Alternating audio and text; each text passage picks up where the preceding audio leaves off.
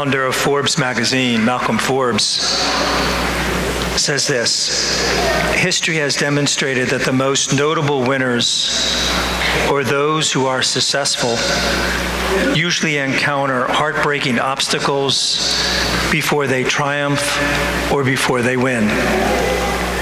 They won or are successful because they refuse to become discouraged by their defeats. What was Jesus doing in today's gospel, my friends? Asking St. Peter 3 times, "Do you love me?" He denied him 3 times, didn't he? So he wants to make sure that this man he put into the church is committed. He wants to make sure he's committed. Do you love me? What will you do for me? Are you willing to make sacrifices for me? A commitment is what he's looking for.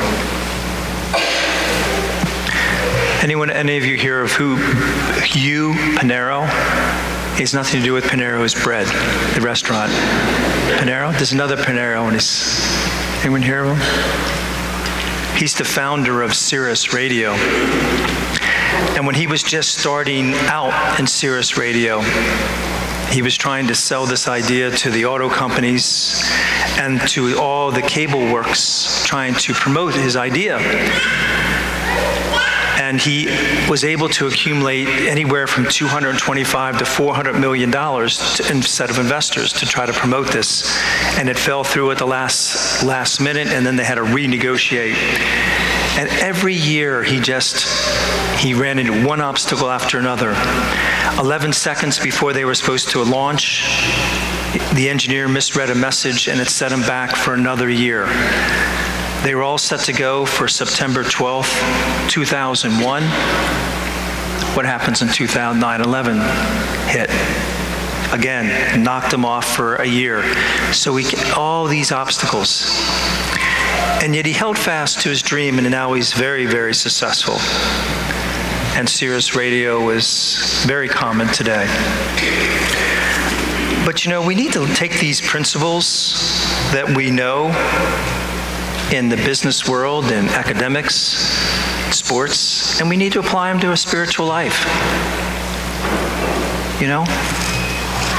People say, you don't get anything out of church. That's probably right. That's probably right. My prayers don't get answered. We hear that a lot too. Those that win, those that do well in school, those do well in the business world, do what? They persevere. We all face obstacles, my friends. And yet we're so quick to dismiss obstacles in our faith, don't we? We walk so quickly.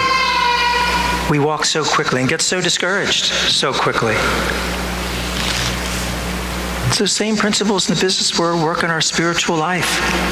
We stay steadfast, you'll get abundant fruit, my friends, all of us.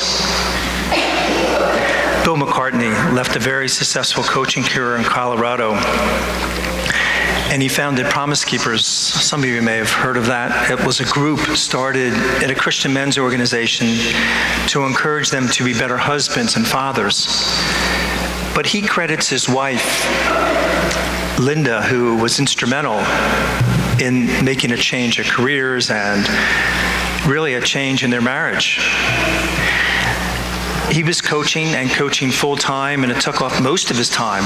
And she said to him, "Bill, I hardly ever see you. I need you to pencil me in every week so we can do something or spend some time together."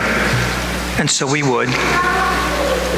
And then he did that for 1 or 2 months, and then it started slipping. And then it would be every other week.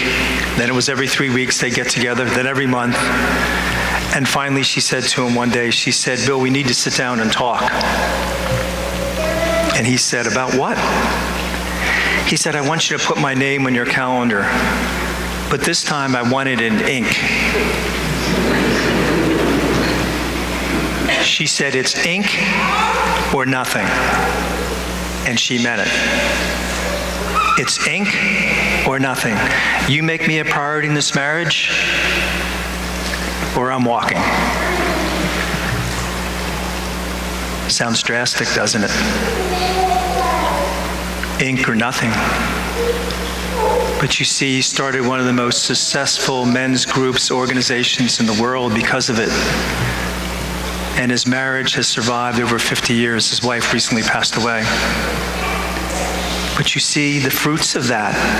He knew his marriage was important and worth it. Putting it in ink. Putting it in ink. This is important too.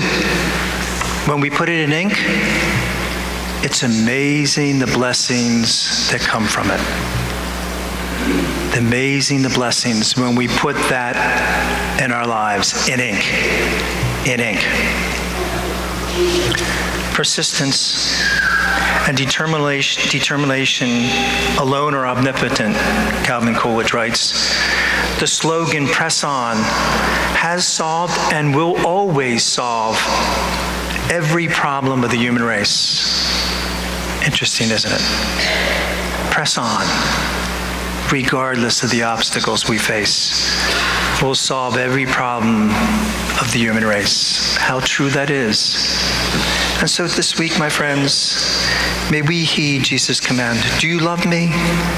And are you willing to make that commitment to our faith? God bless you.